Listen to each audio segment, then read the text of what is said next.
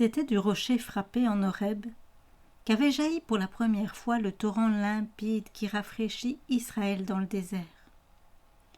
À travers toutes ses marches, chaque fois qu'il avait besoin d'eau, elle lui parvenait par un miracle de la bonté divine.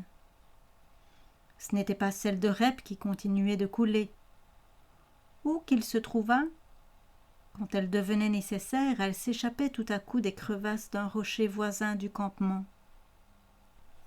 C'était le Fils de Dieu qui, par la puissance de sa parole, faisait sourdre ces ondes bienfaisantes. Il buvait à un rocher spirituel qui les suivait, et ce rocher était le Christ. Source de tous les bienfaits temporels et spirituels, d'étape en étape, le Sauveur les accompagnait. Quand il les a conduits à travers les déserts, ils n'ont pas eu soif. Il a fait jaillir pour eux l'eau du rocher. Il a fendu le roc. Et les eaux en jaillirent. Elles coulèrent à travers le désert comme un fleuve. Le rocher d'Horeb était un symbole riche d'enseignements précieux. De même que des eaux vivifiantes s'élançaient du rocher frappé par le bâton de Moïse, ainsi du Christ, frappé par Dieu, meurtri et brisé à cause de nos iniquités, jaillit le fleuve du salut, appelé à sauver notre race perdue. Comme le rocher avait été frappé une fois, le Messie serait offert une seule fois pour ôter les péchés de plusieurs. Notre Sauveur ne devait pas être offert en sacrifice une seconde fois. Il suffit à ceux qui recherchent les bienfaits de sa grâce de les demander au nom de Jésus, d'un cœur sincère. Nos prières font passer les blessures du crucifié devant les yeux du Très-Haut et couler à nouveau le flot salutaire, symbolisé par l'eau qui désaltérait Israël. Après leur établissement dans la terre de Canaan, les Israélites célébrèrent, avec des démonstrations de joie, le miracle de l'eau jaillissant du rocher. Au jour du Sauveur, cette célébration était devenue une cérémonie très impressionnante. Elle avait lieu à Jérusalem lors de la fête des tabernacles, devant le peuple rassemblé. Chaque jour de la fête, c'est-à-dire 7 jours de suite, les prêtres sortaient de la ville, la musique et le chœur des Lévites en tête, et se rendaient à la source de Siloé. Une longue procession suivait le cortège. Tous ceux qui pouvaient s'approcher de la source s'y désaltéraient, tandis que retentissaient les strophes du cantique. « Vous puiserez des eaux avec joie aux sources du salut. » L'eau recueillie par les prêtres dans un vase d'or était portée au temple au son des clairons et de l'hymne solennel. Nos pas s'arrêtent dans tes portes, ô Jérusalem. Puis toujours avec des cantiques de louange, chantés en triomphe par la foule et accompagnés d'instruments de musique et du son des trompettes retentissantes, l'eau de Siloé était répandue sur l'autel des sacrifices. Pour attirer l'attention des Israélites sur les bienfaits qu'il était venu leur apporter, le Sauveur fit un jour allusion à cette cérémonie commémorative. Le dernier et grand jour de la fête, Jésus, d'une voix qui retentit à travers les parvis du temple, fit entendre cette parole. « Si quelqu'un a soif, qu'il vienne à moi et qu'il boive. Qui croit en moi, des fleuves d'eau vive couleront de lui comme l'Écriture le dit. » L'apôtre Jean ajoute « Il disait cela de l'esprit que devaient recevoir ceux qui croiraient en lui. Une eau fraîche et limpide, jaillissant d'une terre brûlée et stérile qu'elle couvre d'un tapis de verdure émaillé de fleurs, et qui rend la vie à ceux qui périssent. Tel est l'emblème de la divine grâce que Jésus peut seul apporter aux âmes qu'elle purifie. Celui en qui Jésus demeure possède en lui-même une source intarissable de grâce et de joie. Son sentier en est illuminé. L'amour du Sauveur y fait mûrir des fruits de bonté et de justice qui rafraîchiront les âmes altérées et les conduiront à la vie éternelle. Jésus, auprès du puits de Jacob, avait employé la même image dans sa conversation avec une femme de Samarie. Celui qui boira de l'eau que je lui donnerai, dit-il, n'aura plus jamais soif. L'eau que je lui donnerai deviendra en lui une source qui jaillira jusqu'en la vie éternelle. En sa personne, le Sauveur réunit les deux images. Il est à la fois le rocher et l'eau vive. Ce riche et consolant symbolisme revient fréquemment dans les pages de l'Écriture. Des siècles avant la venue du Messie, Moïse l'appelait le rocher du salut.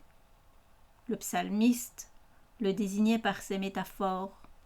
Mon rocher est mon rédempteur, mon salut est ma haute retraite, le rocher inaccessible pour moi, mon rocher, ma retraite, le rocher de mon cœur, le rocher où je trouve un refuge. Dans ces cantiques, David en parle sous l'image des eaux tranquilles et fraîches coulant dans de verts pâturages et au bord desquels le céleste berger conduit son troupeau. Tu les abreuves, dit-il, au fleuve de tes délices, car en toi est la source de la vie. De son côté, Salomon écrit que la source de la sagesse est un ruisseau jaillissant. Pour Jérémie, le Fils de Dieu est la source d'eau vive, et pour Zacharie, une source qui jaillit afin d'effacer le péché et la souillure. Isaïe l'appelle le rocher des siècles, l'ombre d'un grand rocher dans un pays désolé. Puis il enregistre cette précieuse promesse qui rappelait vivement à l'esprit la source claire serpentant alentour du camp hébreu. Les affligés et les misérables cherchent des eaux et n'en trouvent point, et leur langue est desséchée par la soif. Mais moi, l'Éternel, je les exaucerai, moi, le Dieu d'Israël, je ne les abandonnerai pas. Je répandrai des eaux sur le sol altéré et des ruisseaux sur la terre desséchée. Des eaux jailliront dans le désert et des torrents dans la plaine aride. Ailleurs, on entend cet appel. Ô vous tous qui êtes altérés, venez à la source des eaux. Ce même appel reparaît à la dernière page de la parole inspirée où l'on voit le fleuve de l'eau de la vie, clair comme du cristal, sortant du trône de Dieu et de l'agneau, tandis que retentit à travers les siècles cette invitation miséricordieuse que celui qui veut de l'eau vive la reçoive gratuitement. Au moment où les caravanes d'Israël atteignirent Kadès, le flot limpide qui depuis tant d'années jaillissait aux abords du camp s'arrêta. Dieu voulait une fois de plus donner l'occasion à son peuple de montrer s'il avait confiance en lui ou s'il était incrédule comme ses pères. Dans le lointain se profilaient les collines de Canaan. Quelques jours de marche encore, et c'étaient les frontières du pays de la promesse. On n'était plus qu'à une petite distance du pays d'Édom, occupé par les descendants d'Isaü, et à travers lequel on pouvait atteindre Canaan en ligne directe. Moïse avait reçu cet ordre. « Dirigez-vous vers le nord. Donne cet ordre au peuple. Vous allez passer sur le territoire de vos frères, les enfants d'Isaü qui habitent à Séhir, et ils auront peur de vous. Vous achèterez d'eux, à prix d'argent, la nourriture que vous mangerez. Vous leur payerez même l'eau que vous boirez. » Ces explications auraient dû faire comprendre aux Israélites pourquoi l'eau avait disparu. Ils étaient sur le point de traverser une contrée fertile et bien arrosée qui les conduirait en droite ligne à destination. dans le pays d'Édom, ils ne seraient pas inquiétés et ils pourraient s'approvisionner abondamment en nourriture et en eau. Avant que Dieu leur permît d'atteindre le but, ils devaient montrer qu'ils croyaient en ses promesses. La disparition de l'eau aurait dû être pour eux un sujet de réjouissance et le signe que leur pérégrination à travers le désert avait pris fin. Mais aveuglés par l'incrédulité, ils ne le comprirent point. Au contraire, ils en firent un prétexte pour douter et murmurer. Comme s'ils avaient perdu tout espoir que Dieu les mettrait en possession de Canaan, ils se mirent à réclamer bruyamment les bienfaits du désert. La première épreuve leur suffit pour laisser percer l'esprit ingrat et turbulent qu'avait manifesté leur père. Ils n'eurent pas plutôt entendu des voix demander de l'eau qu'ils oublièrent la main qui subvenait depuis si longtemps à leurs besoins. Au lieu de prières adressées à Dieu, on entendit des murmures désespérés. « Que n'avons-nous péri quand nos frères périrent eux-mêmes devant l'Éternel ?» En somme, ils regrettaient de n'avoir pas subi le sort de Corée. Leur aigreur se déversa contre Moïse et Aaron.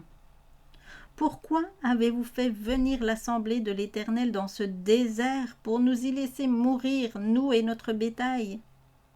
Pourquoi nous avez-vous fait quitter l'Égypte pour nous amener dans ce mauvais pays où l'on ne peut pas semer, où il n'y a ni figuier, ni vigne, ni grenadier, ni eau à boire? » Alors Moïse et Aaron s'éloignèrent de l'assemblée et allèrent à l'entrée de la tente d'assignation. Ils tombèrent le visage contre terre et la gloire de l'Éternel leur apparut. Moïse entendit ces paroles. « Prends le bâton et convoque l'assemblée, toi et Aaron, ton frère. Vous parlerez au rocher en présence des Israélites, et il donnera ses eaux. Tu feras sortir pour eux de l'eau du rocher. » Moïse, le bâton de Dieu à la main, et Aaron se présentèrent devant la multitude. Tous deux étaient maintenant des vieillards. Durant de longues années, ils avaient supporté l'insubordination et l'opiniâtreté d'Israël. À cette heure-là, finalement la patience de Moïse l'abandonna. « Écoutez, ô rebelles !» s'écria-t-il. « Vous ferons-nous sortir de l'eau de ce rocher ?» Et au lieu de parler à la paroi rocailleuse, ainsi que Dieu le lui avait ordonné, il la frappa par 2 fois de son bâton.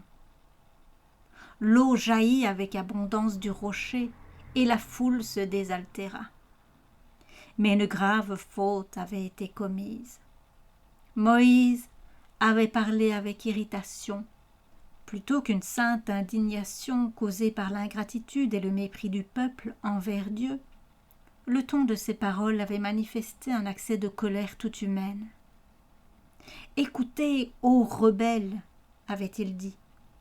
L'accusation était fondée, mais la vérité elle-même ne doit pas être énoncée sous l'impulsion de l'humeur et de l'impatience. Chaque fois que Dieu avait chargé Moïse de prononcer devant le peuple des paroles pénibles à dire et à entendre, il l'avait soutenu dans la délivrance de son message. Mais ici, le prophète avait censuré le peuple de son propre chef, et il avait ainsi contristé l'esprit de Dieu et fait du tort à Israël.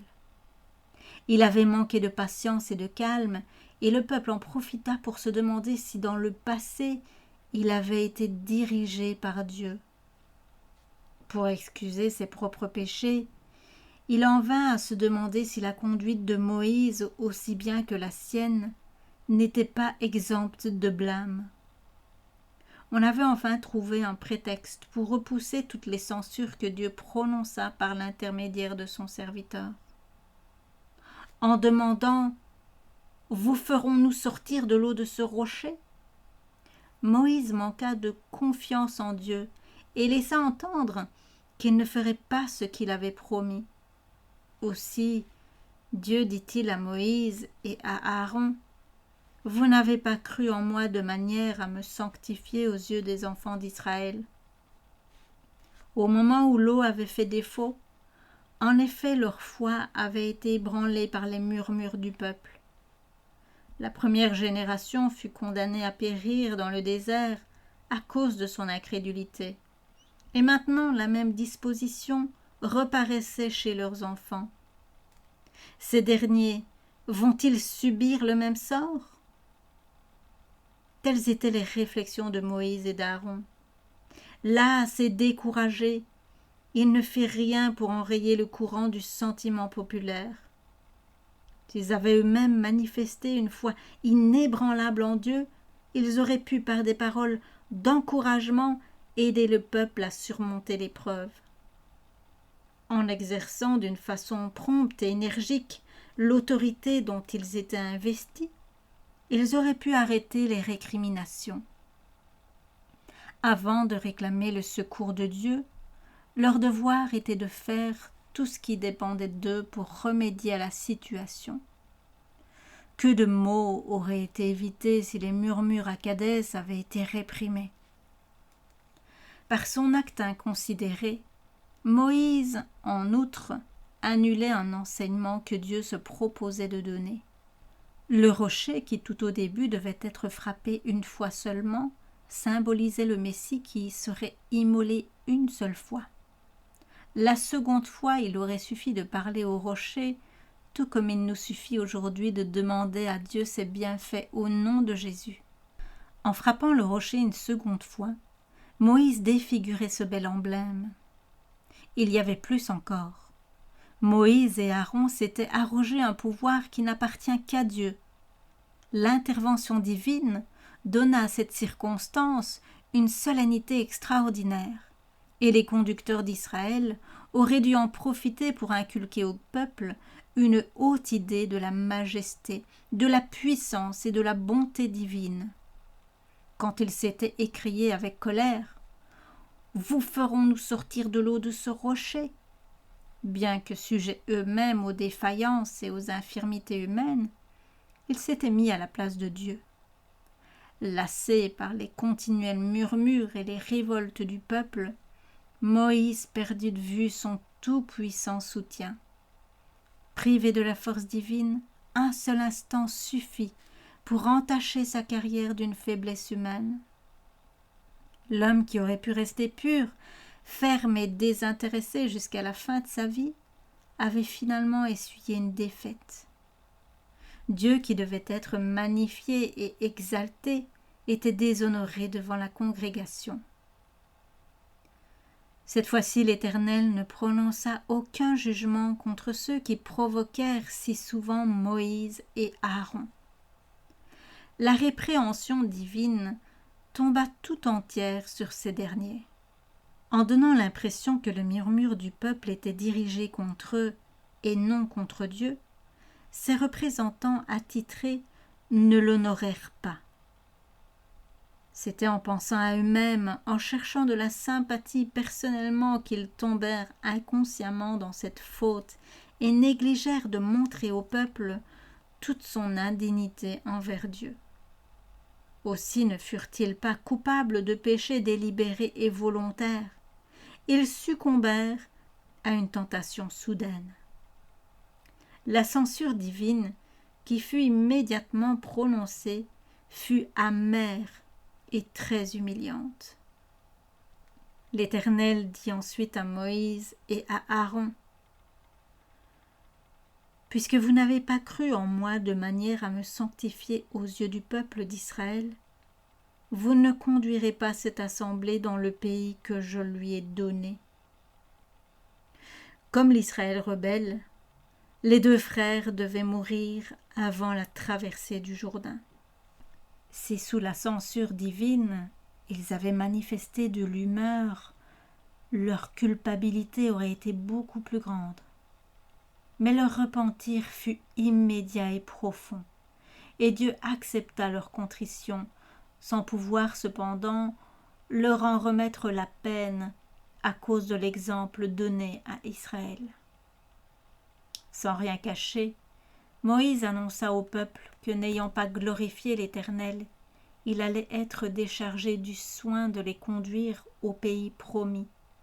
Et il les invita à se demander, étant donné la sévérité de son châtiment, comment Dieu devait envisager leurs murmures et leur injustice lorsqu'ils attribuaient à un homme les châtiments dont leur péché avait été frappé. Il leur dit aussi avec quelle instance il avait demandé au Seigneur de révoquer sa sentence. Mais, ajouta-t-il, l'Éternel était irrité contre moi à cause de vous. Il ne m'exauça point. À chaque contrariété, à chaque épreuve, les Israélites accusaient Moïse de les avoir fait quitter l'Égypte comme si Dieu n'y était pour rien. Et chaque fois qu'ils s'étaient plaints des ennuis du voyage et de leur chef, Moïse leur avait dit « Vos murmures sont dirigés contre Dieu. Ce n'est pas moi, c'est lui qui vous a délivrés. » Or, sa parole imprudente prononcée devant le rocher, « Vous ferons-nous sortir de l'eau de ce rocher ?» justifiait implicitement l'accusation d'Israël et aurait pu le confirmer dans son incrédulité.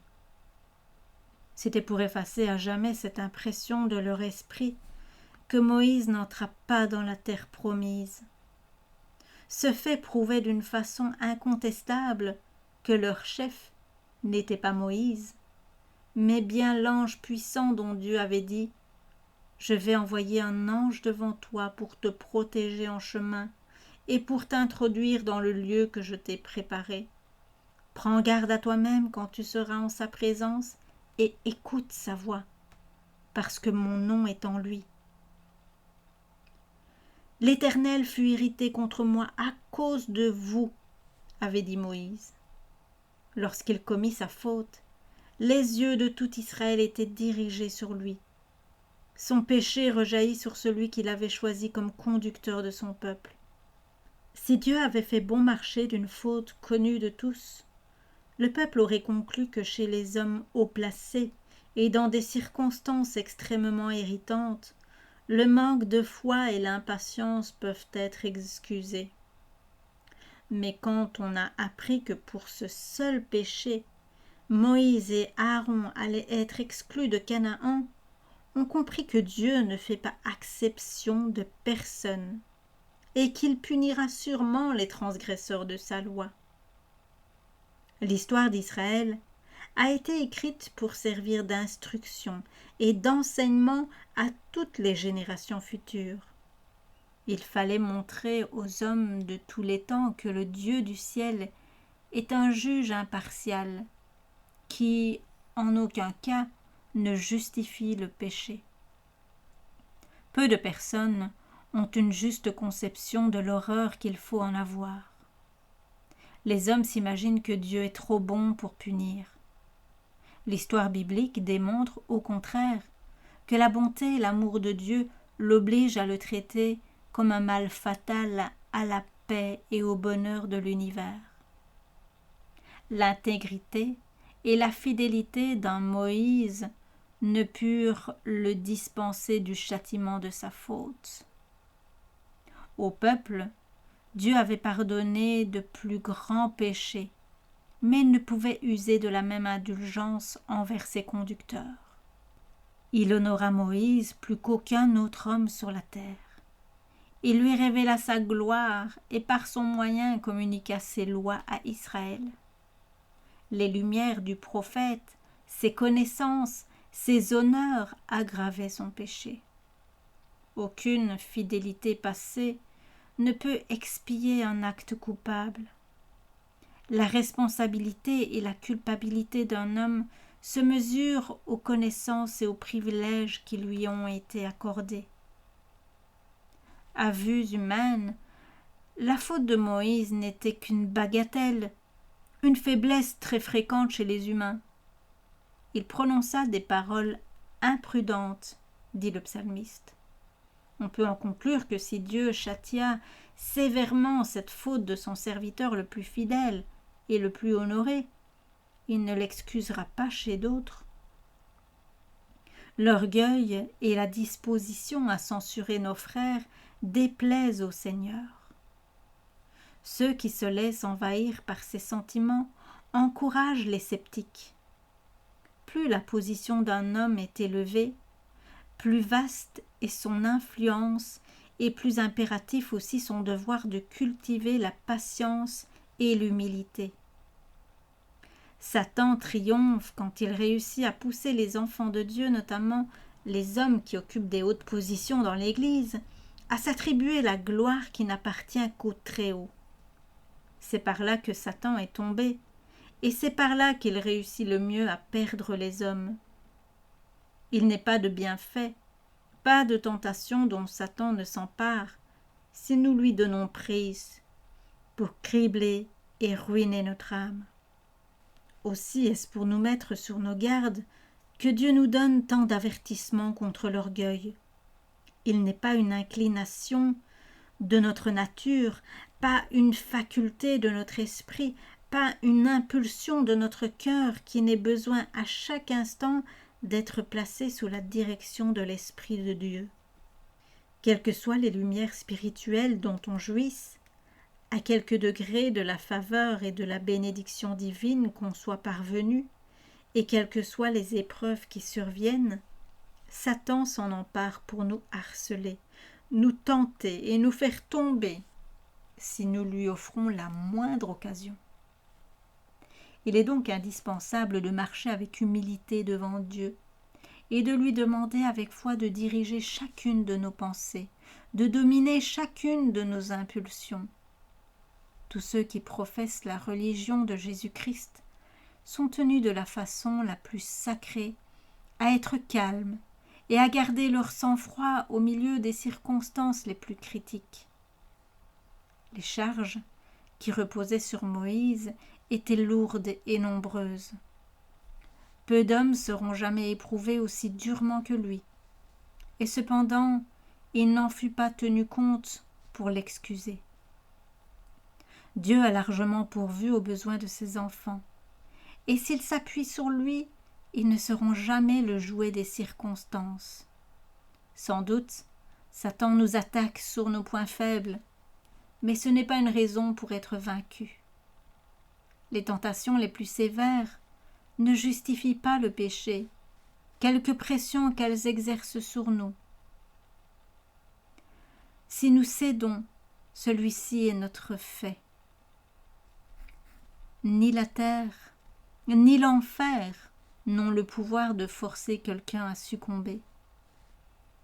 Quelque soudain, quelque terrible que soit l'assaut, le secours est en Dieu, et avec sa force, nous pouvons triompher.